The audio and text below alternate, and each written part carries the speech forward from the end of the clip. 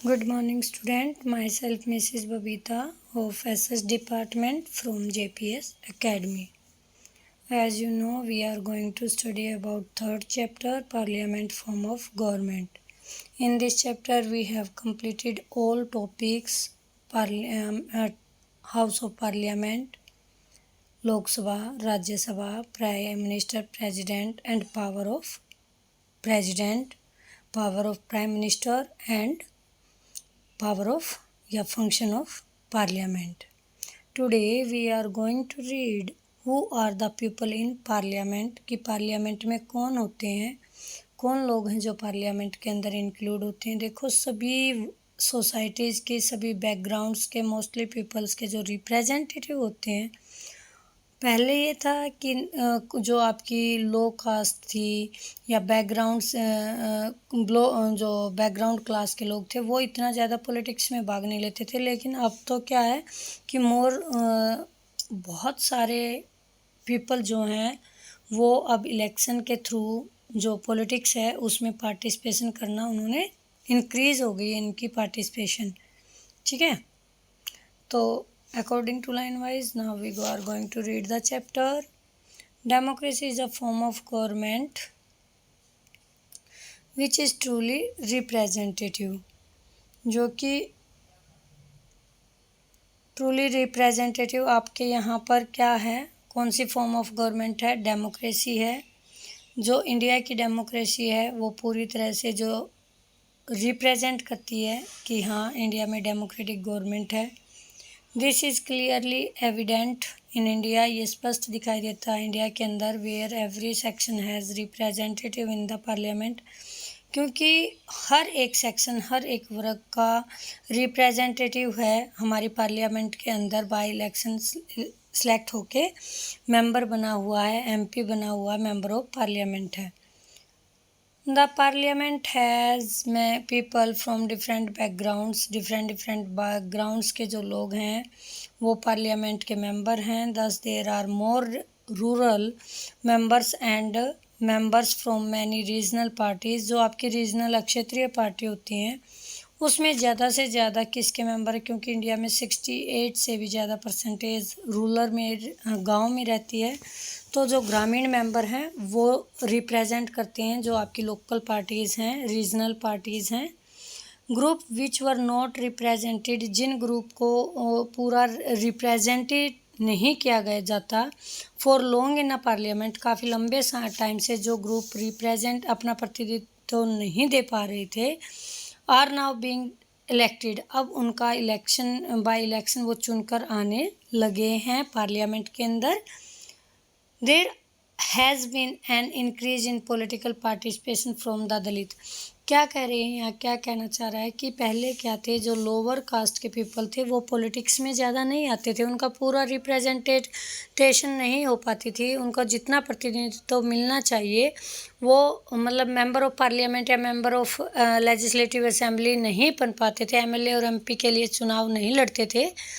लेकिन आज time condition क्या है, चेंज हो गई हैं। हर एक वर्ग हर एक सेक्शन से जो हैं वो काफ़ी लोग इलेक्शन में या राजनीति में पॉलिटिक्स में पार्टिसिपेट करना उन्होंने स्टार्ट कर दिया है। From Dalit backgrounds and the minorities, अब क्या है पॉलिटिकल पार्टिसिपेशन इनका बढ़ रहा है डे बाय डे। किनका? दलित है, चाहे वो बैकवर्ड कास्ट हैं या बैकवर्ड एरियाज़ हैं या माइनॉरिटीज़ जो कम संख्या में लोग हैं जिनके धर्म के, जैसे आप क्रिश्चियनिटी लगा लें, ठीक है, जो क्रिश्चियन धर्म हमारे यहाँ बहुत ही कम संख्या में लोग हैं, तो अब इनके भी मेंबर्स के यहाँ पॉलिटिक्स में आना इन्होंने स्टार्ट कर दिया है। इनको भी सिलेक्ट होकर ये भी एमपी या एमएलए बनना शुरू हो गए हैं। A representative of democracy cannot produce a perfect reflection of a society if does not give historically marginal ये होता है मार्जिनलाइज्ड, क्या होता है जिसको साइड लाइन कर देते हैं, एक तरफ रख देना, यानी उनको कम आंकना। सेक्शंस एडुकेट रिप्रेजेंटेशन, कहता है यदि आप डेमोक्रेटिक गवर्नमेंट है और किसी भी एक सेक्शन को नज़रअंदाज कर देते हो, साइडलाइन कर देते हो, तो ये जो है ये आपकी जो डेमोक्रेटिक गवर्नमेंट है उसको शो नहीं करता, एक परफेक्ट रिफ्लेक्शन, एक प्रतिबिंब नहीं दिखा पाता कि हाँ ये डेमोक्रेटिक गवर्नमेंट है, क्योंकि डेमोक्रेटिक गवर्नमेंट में हर एक सेक्शन को जैसे उनकी पॉपुलेशन है उसके अकॉर्डिंग रिप्रेजेंटेशन या उनको जो प्रतिनिधित्व है, रिप्रेजेंटेटिव है उनका जो है हमारी जो पार्लियामेंट है उसमें आना चाहिए।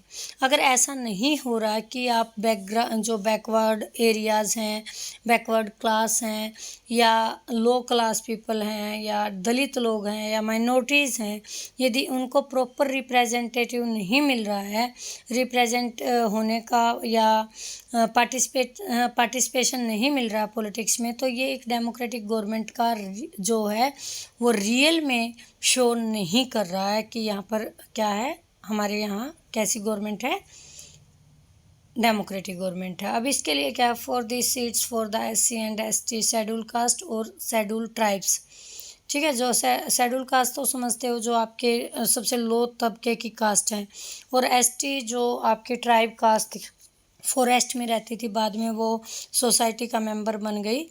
Are reserve in the parliament, इनकी सीट रिजर्व की गई, आरक्षित की गई हैं कि हाँ इतनी जो % सीट हैं ये ST और SC से बिलोंग होनी चाहिए, आनी इनके ही जो हैं वो जो रिप्रेजेंट करने वाले हैं या लीडर हैं वो अपॉइंट होकर लोकसभा में आने चाहिए। फिर का इन्होंने Likewise, it is suggested that women should get 33% reservation in parliament. फिर क्या क्या गया कि कितने %, 33% सीट रिज़र्व होनी चाहिए, कहाँ पार्लियामेंट में, किसकी, लेडीज़ की। क्योंकि अगर हम बात करें अब जो 2011 में जो सेंसस हुई उसमें 48.4% हैं वो लेडीज़ हैं, ठीक है। अगर वो लेडीज़ आप मान लो हमारी 145 सीट्स हैं टोटल, अगर दोनों की मिलाएं तो आपकी चली जाती हैं 800 के करीब जो है टोटल सीट होती हैं पार्लियामेंट की। अब 800 में से कम 250 जो हैं वो कहते हैं कि वो लेडीज़ होनी चाहिए पार्लियामेंट के अंदर, ताकि वो अपनी जो सोसाइटी है, लेडीज़ जो हैं उनके लिए आवाज़ उठा सकें, उनकी जो इश्यूज़ हैं, उनके जो मुद्दे हैं, उनकी जो प्रॉब्लम्स हैं वो पार्लियामेंट में लेके आ सकें। जेंट्स अगर ज़्यादा होंगे तो वो जेंट्स के बारे में ही ज़्यादा सोचेंगे ना, ठीक है, अपने बेनिफिट के लिए। उनको प्रॉब्लम्स ही नहीं पता रियल में क्या होती हैं लेडीज़ की, तो उन्हें तो ये लगता है कि हम सारी फैसिलिटीज़ दे रहे हैं घर में। फिर भी अगर है, ये क्या हुआ, क्या पास हो गया ये बिल, हम ये डिस्कस करेंगे। राज्यसभा पास द बिल ऑन मार्च 20, 2010 में राज्यसभा में ये बिल पास हो चुका है, but it is yet to be voted by the Lok Sabha. Lok Sabha में अब तक इस पर मतलब रखा गया है, वोटेड चल रही हैं, अभी लोकसभा में ये पास नहीं हुआ है।